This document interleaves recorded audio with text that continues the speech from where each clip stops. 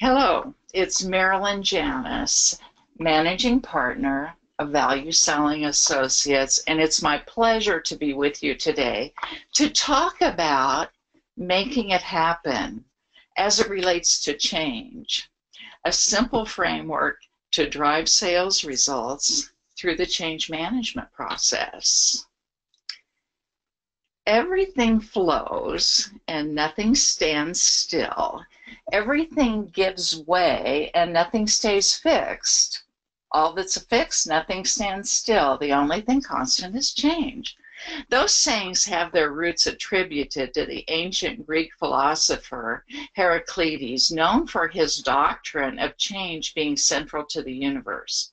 Regardless of which translation you choose from ancient Greek, these words ring true, don't you think? Whether it's in our personal life, business, or in the world around us, we are constantly experiencing change. Change or die, we get it. But knowing this is just the start. More importantly, we must be able to manage change to get the results that we want. We must manage change to improve the way we operate our business, support the changing needs of our customers, and manage change for our personal and professional survival. Change is difficult, but if we don't continue to change, continue to reinvent, and continue to expand our horizons, as organizations, as individuals as well, we have the potential to spiral downward. So in answer to the question why, we change to survive and we change to grow. And organizing for growth is tough work. Growth strategy requires consideration of organizational and people issues. We are going to talk about the need to lay a foundation to grow in our organizations so that growth really has a chance to flourish. When dealing with change, there are two terms that are often used or misused and misunderstood. These terms are management of change and change management. They sound similar, don't they? But management of change is about dealing with the technical side of change. Think about manufacturing processes. Change management is about dealing with the people side of change or changing people's behavior. So management of change versus change management. Management of change, technical. Change management, about people. We're going to talk about people. And as you know, Value Selling Associates is in the people business. We help people get better and do better and be better. And by doing so, the outcome that we expect is improved business results. And when we plan and lay that foundation properly, the outcome that we get is improved business results. So when we go through a change process, we're doing that because we want outcomes. And so to implement a successful program, it's going to require changes in behavior, in our perception or our thinking, in systems and in processes. And what we want to really pay attention to is the fact that with any change, we're very likely to get some resistance. And that resistance can be passive or it can be active. So the components of change management that we're going to talk about today are going to be planning, aligning, execution, and then ultimately we're going to talk about the transfer of ownership. Because when we go through managing a change process, essentially we want to be able to have the people who are going to take the lead and carry it forward, own the process. So first, let's talk about plan. And that plan is going to require some definition. And the definition is going to be who, what, when, and where. We're going to change behavior essentially to create new results. And so we want to analyze it, engage sponsorship, and ultimately we want to integrate any change management program into existing processes. In other words, it's not going to just be an event. It's going to be long-term for the organizations that we work with. So essentially, with definition, the success factor is going to be changing behavior to achieve results. And we're going to do that by creating clear definitions, not only in what we're going to do, but we need to have definition around why we're going to do it. Because when we talk about the fact that we're going to have people involved, we need to look at the whole process from their point of view. In other words, why? Well, we know that we need to change things within our organization to get the results that we want. And any time that we're looking to a result, there's probably going to be a financial angle to that. And so there are going to be financial or growth goals around that definition, and that needs to be shared. But even more important, we need to look at the people that are involved, and we need to know that there needs to be a clearly stated and understood and realized impact for the people involved. And those could be both personal, professional, they could be financial. It could have to do with the status of the people within the organization or the opportunity for growth. In our case, with sales training, we know that if people have more skills, they are going to be more successful. And so in that case, we would say that part of that definition would be around professional growth.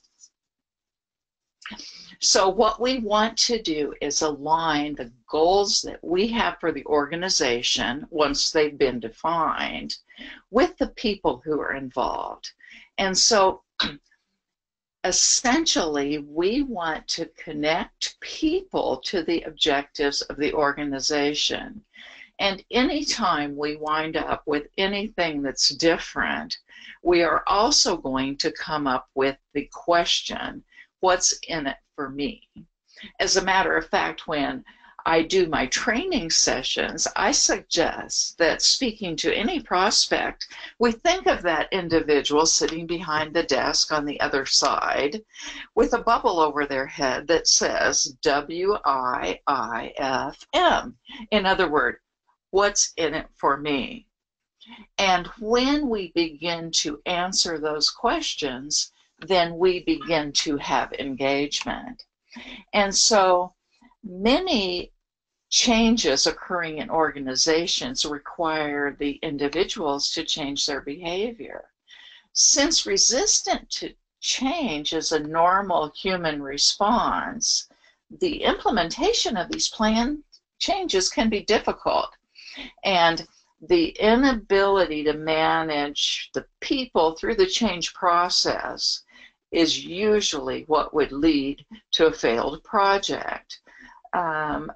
According to Prosky's 2012 Best Practices in Change Management benchmarking report, only 17% of companies who poorly manage the people side of change met or exceeded their project objectives and goals. And that doesn't bid too well, do you think? And so, on the other hand, the companies that manage the people side of change were nearly 6 times more likely to meet and exceed their objectives. So, answering that, what is in it for me, is going to enable us to be more successful.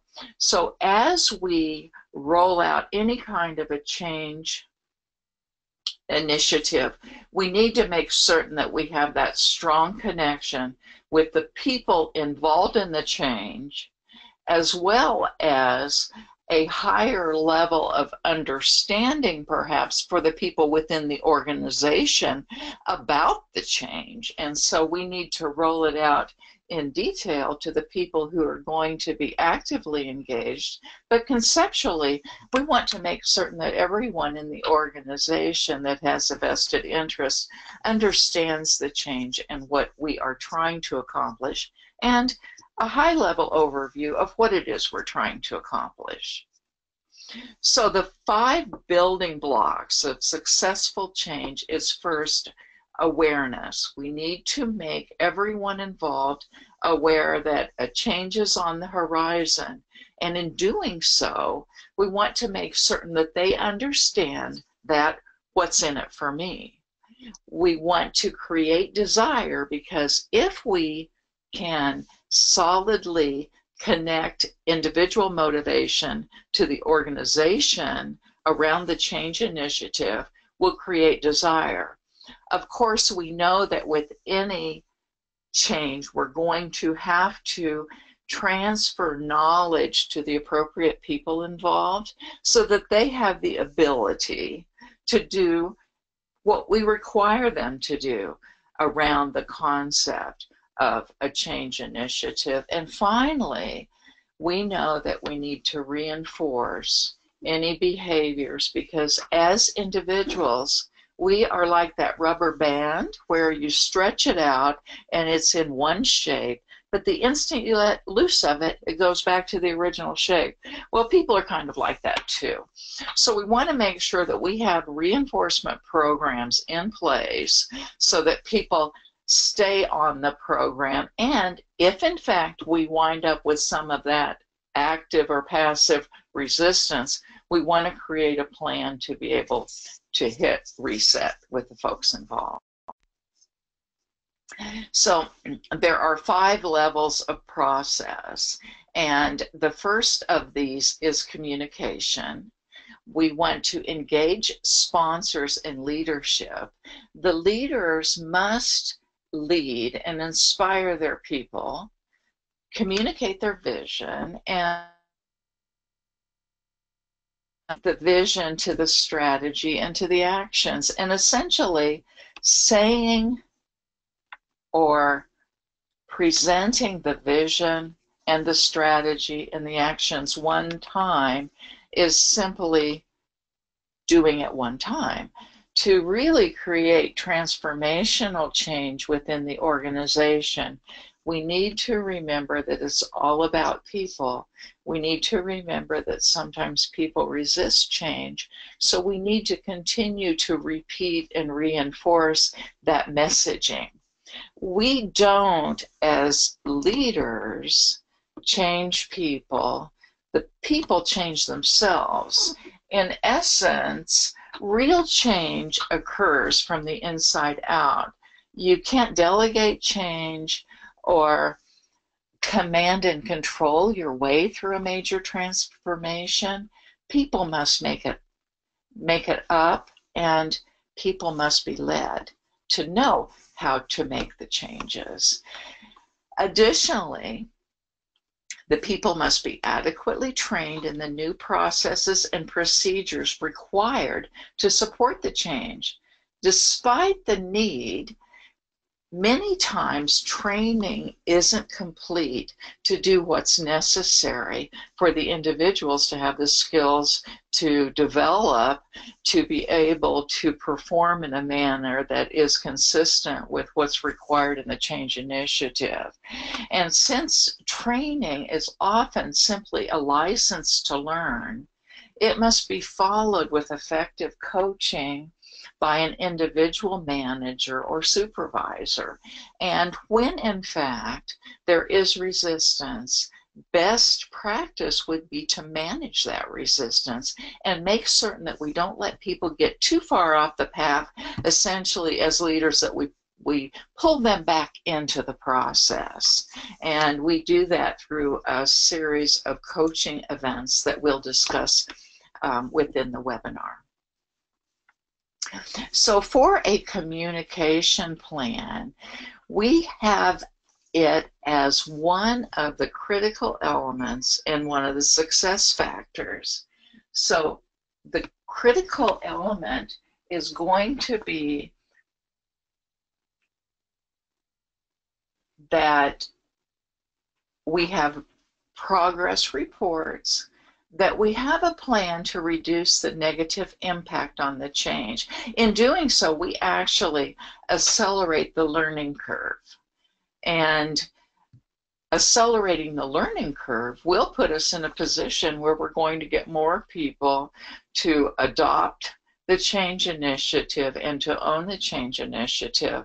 So essentially, we want to think about this around ownership as changing hearts and not necessarily smashing heads. So when we look at a communication plan, we want to have that communication be both visual, but we also want it to be emotional. We, in the best case scenario or the best practice, are going to create an emotional communication and an emotional connection with everyone who's involved in the initiative. In other words, we want people to get involved, not just from a task perspective, but we want them to own the process and to be excited not only about what the changes are going to do for the organization, but also what those changes are going to do for each individual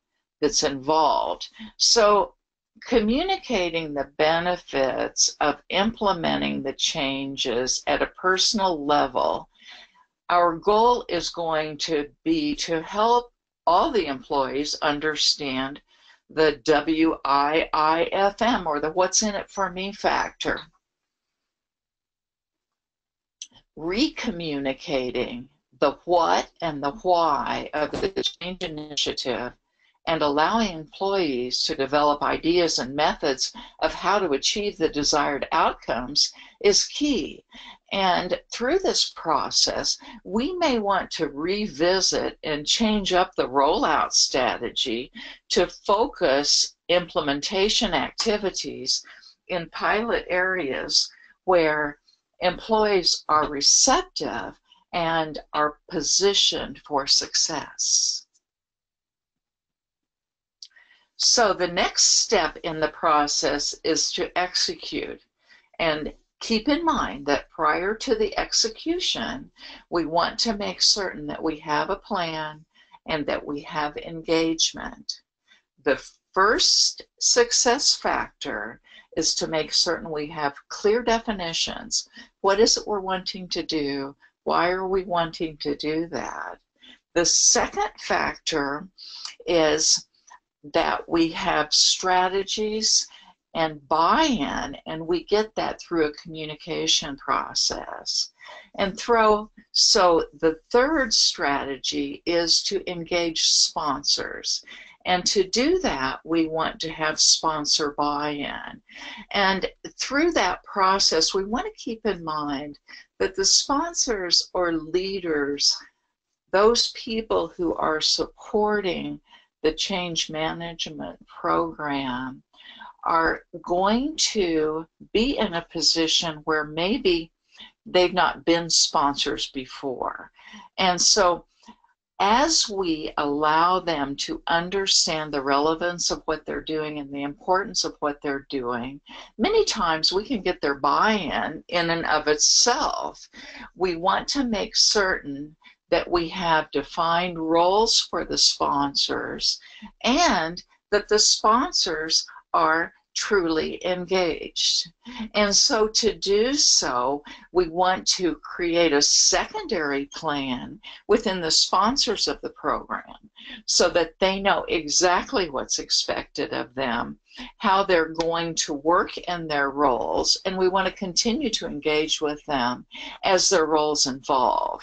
And so one of the ways to do this is to actually create a sponsor plan or a sponsor roadmap that outlines the entire change initiative and creates not only expectation, but accountability for the people who are involved to sponsor the change initiative within the organization.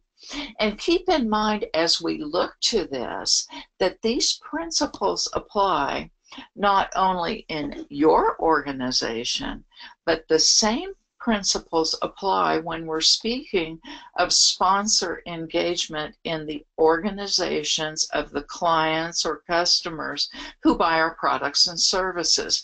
Because typically with the products and services, some sort of change management or change implementation is going to take place when the sale is completed and they begin using your product or service. So essentially, with the training, and as I said, we're in the training business, and we work specifically in sales training. And when we work with our clients, we know that those clients are going to be allocating resources. And they allocate resources to the sales training initiative. One of those steps is to identify all the participants in the initiative. And again, part of those participants are going to be the sponsors and the role models. We're going to work to define learning objectives. We know from working with salespeople that when we create learning objectives, we're much more successful when those objectives are customized for relevance in the role that the salespeople have. In other words, we want to make certain that as we're going through the training that we're using real examples. So it works with a change initiative. When we are training for the change initiative and the skills that are required, that can apply to sales training, to product training, to any kind of an initiative that involves an individual doing something different. And we know that we're always going to be more engaged if we customize it for relevance.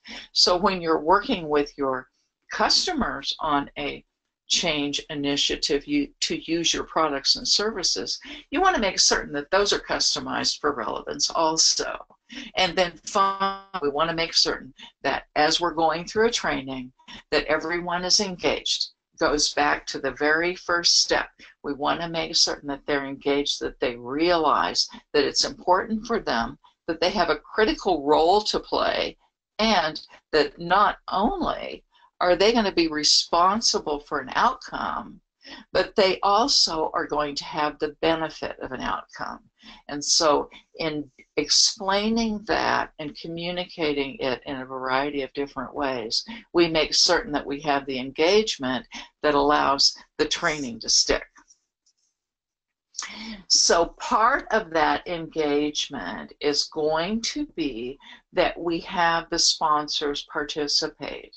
And they will participate by role modeling. Many times we get in a place where, as leaders, people get caught in a trap where it is do as I say, not necessarily say as I do.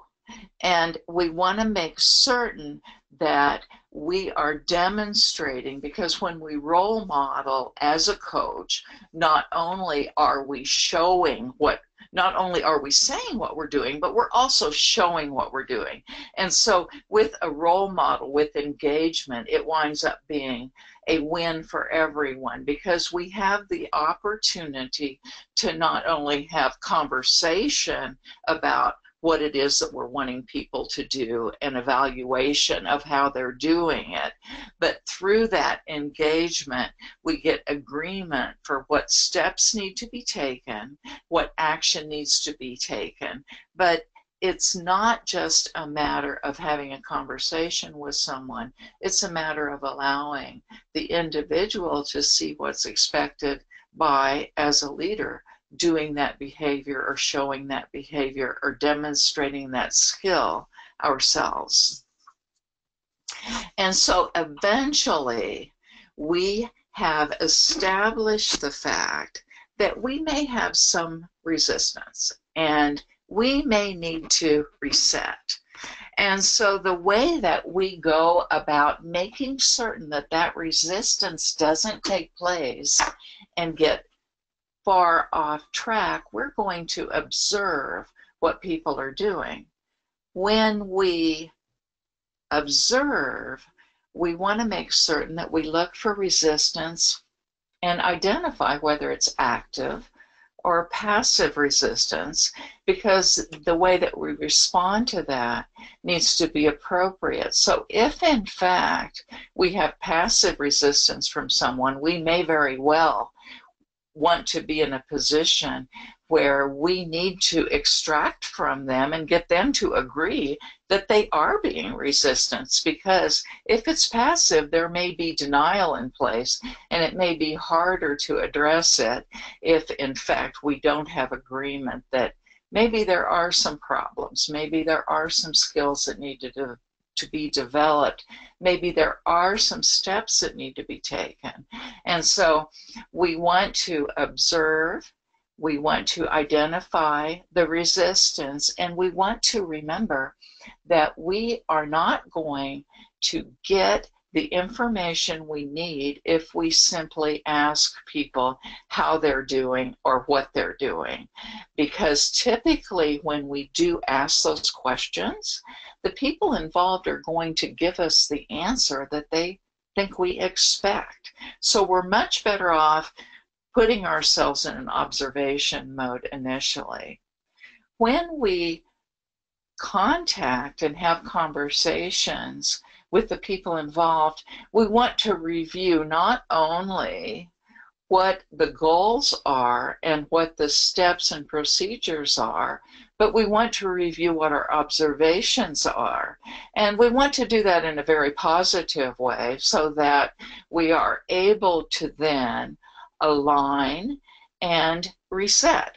And so essentially through that review process, we want to have agreement on what has taken place and what needs to take place. And we want to develop some specific action steps. And with those action steps, the best practice is always going to be to create a document with the individual, create a plan together on what behaviors are going to take place, what behaviors need to take place, and if it's appropriate, there may be some skills that need to take place. And so we want to create a plan on how we're going to get those skills so that we can go back, align through agreement, and reset. And as soon as we do that, we want to again start the cycle by observing.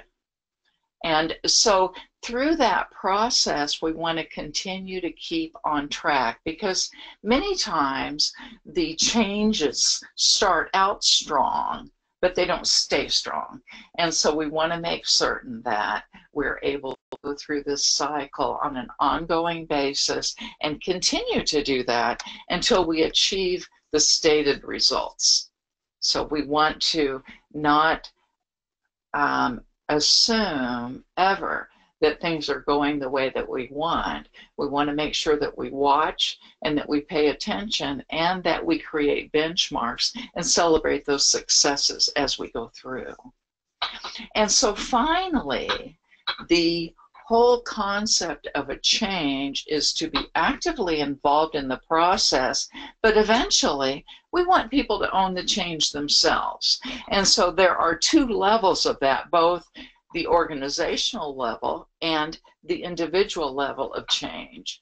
And so we want to make certain that we create a map for the continued process, and that map is integrated into the existing processes or the DNA of the organization, because essentially we want any change that we're involved with to become a part of the way we do business, the way we do things. We want to create metrics and measurements because, as I said earlier, we want to make certain that we have benchmarks and ways that we can celebrate those little baby steps along the way. And so we want to create metrics and measurements to look at the change and make certain that we're on point for where we expect to be. And we need to know that many times we're going to have to make some changes to those measurements, and the metrics and the measurements that we begin with will likely need to be changed over time. Eventually, as we map the processes, integrate them into the organization, develop metrics and measurements, we want to be available for feedback and corrective action so that if in fact we step away from the ownership of a project, we want to make certain that we have positioned ourselves to continue to be accessible so that we can help with the transfer of ownership to the people involved to make certain that they have a clear understanding and they have our support in making certain that they keep the change management program on track until it's successful.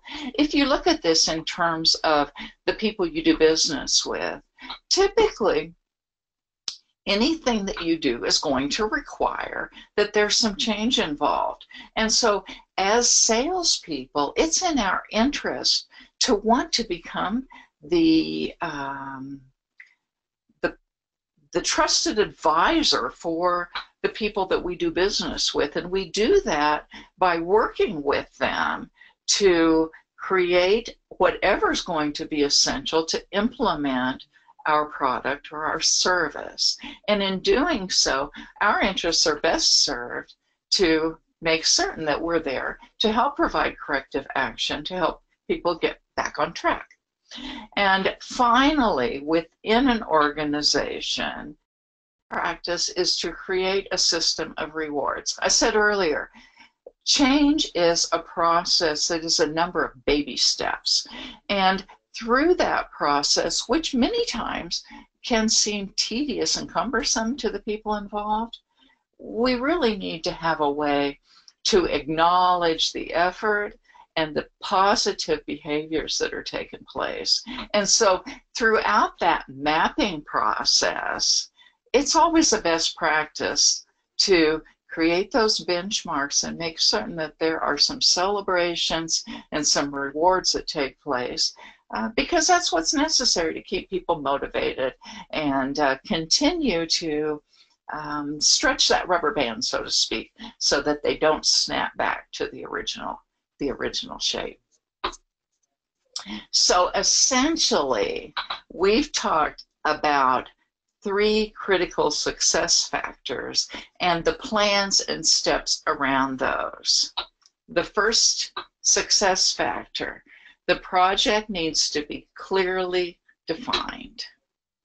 The second, we need to engage the sponsors, and the sponsors and the senior management need to be visible, and they need to communicate the support of the project, because we want to become one team pulling together to a new level. And to do that, it's always, because change is difficult, really terrific when we can get the feedback and the affirmation that what we're doing is important from everyone in the organization. And finally, we need to be able to implement a clear and concise communication plan. Because if we don't create a clear and concise communication plan, the communication will be via the grapevine. And so there are information voids, and just like in economics, it's supply and demand. If people feel that they need information, and that information isn't coming from the people who are in charge of any change, then the grapevine will go to work, and you have the potential maybe to have information go out that isn't accurate, that isn't positive to the change initiative. And so creating a communication plan that includes both written, verbal, face-to-face, town halls, town meetings, ribbon cutting ceremonies, to make certain that everyone knows that senior management and leadership is involved, and also to communicate all of the steps that are necessary, what the plan is, go full circle back to definition, what it is we're wanting to accomplish, how we're going to go about that engagement, who's going to be involved. And finally, we have the opportunity to use that communication tool to share the success that we have with everyone in our organization, with the change management initiative. And so with that, I would ask that you bring forth any questions that you might have of me. But while we're doing that, we actually had some people who sent some questions in before the event today. And so we want to make certain that we have the ability to answer everyone's question. And so if in fact we don't answer your question live today, I will engage back with you personally or through value selling to make certain that your question gets answered. And so here is this one came from Grant before the event today, and I thought it was a terrific question, and it made me smile because it is one of those questions that I think everyone deals with occasionally and maybe often. And here's a question from Grant. How does an organization that is changing and embracing change sell to an organization that's not willing to change? And of course, we know as salespeople that sometimes our very solution is going to require some change. And so I guess my response to that, Grant, and thank you for the question, and particularly thanks for it in advance, is that we really aren't selling to organizations so much as we're selling to people in organizations. And so when we talk about selling to an organization and the fact that the organization isn't willing to change, my translation to that is we have some people within the organization that aren't wanting to change. And so the first step that I would take is let's identify who those people are and engage with them. And we want to engage in a manner that goes back with what we talked about in terms of engagement, which is what's in it for me. We want to make certain that through the sales process, we don't get caught up with selling our solution so much as selling what that solution is going to mean for the people involved. And so we want to make certain that we extract from them what both the personal and professional benefits, as well as the benefits the organization might take from having the change that's required to engage with us and buy our products and services. And so I thank you for that. A comment from Carl is, change is always a difficult task, especially true when you deal with multicultural workforces and globalization. Any thoughts? And I guess the point with all of this, Carl, is that change is a difficult task. And when we were speaking about engaging people in change around the what's in it for me, and really the what's in it for me is huge. because when we're dealing with multi-generational organizations, multicultural organizations, people from different places in different environments, we need to make certain that we have the ability, one way or another, to bring it down to a personal level, because what is important to one individual could hold no importance whatsoever to the other individual. And so in going through the process, we want to make certain that we're able to connect to the drivers for every person that we're counting on to make certain that the change takes place. And so anyone that's going to be required to change their behavior, to learn a new skill, to learn a new process, we need to make certain that we connect with the what's in it for them. Another question. In our company, it seems as though we start out strong and then enthusiasm drops and we don't really ever complete the new program. What do you do to keep it going? And that's a great point, because I actually have someone else that's saying we keep talking about change and then nothing really changes. And so in looking at those two aspects, the enthusiasm, of course, is going to be high initially, and we do have the potential for the tedium to set in and for things to become more difficult, and maybe the enthusiasm is going to wane. And that's where I think it's particularly important to develop a series of steps to communicate those steps. So benchmarking and communication and creating expectation and communicating and measuring and creating expectation and communicating is what will keep the project on track. And so if you'll recall, one of the critical success factors was definition. And so at the very beginning, we need to not only define where we are, we need to define where we want to be. And that where we want to be would essentially be the end point of the change initiative. And at that point, of course, we're going to acknowledge that and celebrate it. If, in fact, we never really take that first step of definition, then, of course, it's going to be very difficult to acknowledge completion and to have that celebration. And so the key is defining what we want and how we're going to measure that.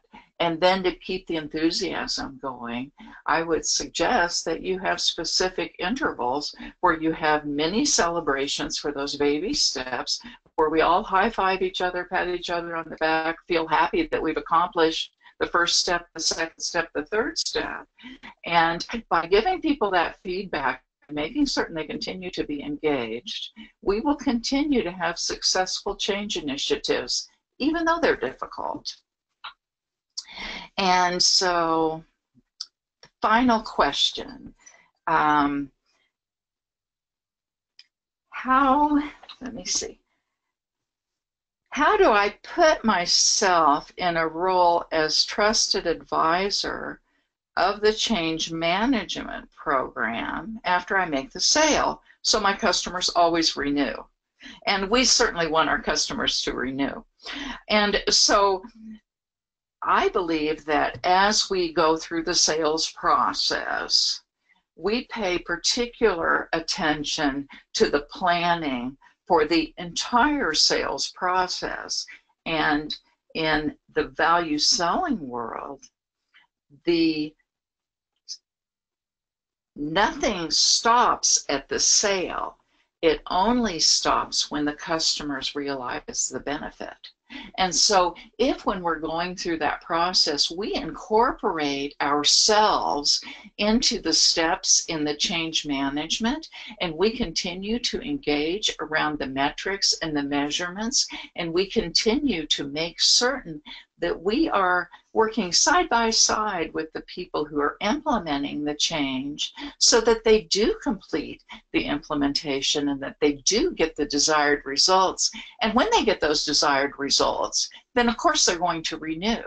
And so that trusted advisor status that we all strive for is really going to be a function of continuing to plan to be that trusted advisor from the close of the sale all the way through to the implementation of the change program and the realization of the rewards and the benefits that we anticipated when we sold the product or service. And so I thank you for those questions. For those of you who whose questions we did not get to, then I want to make certain that you know that I will come back and answer those to you personally. And at the end of the webinar, you can go to Value Selling, look at resources, download the slide deck so that you can keep that as reference. Additionally, I'd like to announce that we have a workshop that's taking place in Denver on the 29th and 30th of November. This is Vortex Prospecting. It's prospecting within the value selling framework and executive speak, which gives skills to access and prepare for meeting with executive decision makers. And so the Vortex Prospecting and Executive Speak are in tandem. The public workshop is in December, November 29th and 30th. It's a fabulous program, and so if you happen to be in the area or can get into that area on those 2 days, I would encourage you to go to our website. You can find additional information there and mark those dates on your calendar to attend a terrific workshop. And as you have your calendar out, November 16th, Getting to Yes when no means not yet. That's going to be at 10 a.m. Pacific time, November the 16th. So we'll look forward to having you tune in with us again on November the 16th. And I would like to invite you to follow us on social media, join our group on LinkedIn, find our page on Facebook, and our Twitter handle is @ValueSelling. We love to hear from you. We love any feedback through any of those mediums to on the workshop or the webinar today. And we also had some questions that came in prior to this that were not related to the content today. So you can be assured that someone will be getting back to you to answer those questions, because we love your engagement, we love hearing from you, and I would like to thank you for participating today. If in fact you have any question that you'd like to address to me directly, Marilyn @valueselling.com, or you can call at 619-743-7272. I'd love to hear from you. We're strong into the third quarter, so I wish you a successful, or the fourth quarter, I'm sorry. I wish you a successful end of the year. Thanks so much, and have a great rest of your day. Bye now.